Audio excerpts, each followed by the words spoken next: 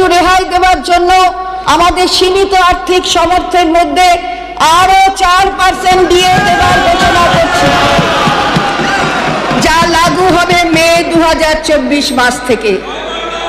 আশা করি আমাদের কর্মচারী বৃন্দ এই ঘোষণায় খুশি হবে।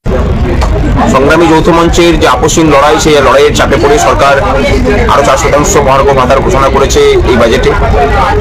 কিন্তু এই নিয়ে আমরা একদমই খুশি নই, কারণ আমাদের বকেয়ার পরিমাণ এখন পর্যন্ত 32% এবং দিয়ে দেওয়াটা কারো খামখেয়ালি বিষয়ও নয়, একটা নির্দিষ্ট সূত্র মেনে হয়।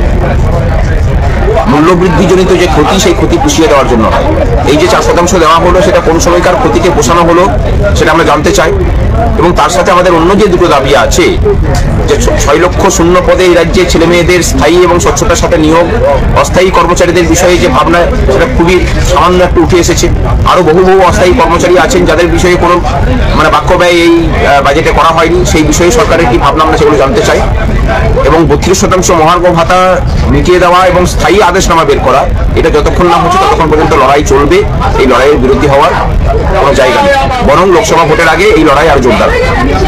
প্রথম কথাই হলো, এই যে 4% মহার্ঘ ভাতা হিসাবে উনি ঘোষণা করলেন, এই 4% কোন বছরের কোন পর্যায়ের মূল্যবৃদ্ধির ক্ষতিপূরণ, সেটা প্রথমে আমাদের জানা দরকার আছে। মহার্ঘ ভাতা এভাবে ঘোষণা করা যায় না। মহার্ঘ ভাতা একটি নির্দিষ্ট নিয়ম আছে, এআইসিপিআই অনুসারে সেটি ঘোষণা করা হয়।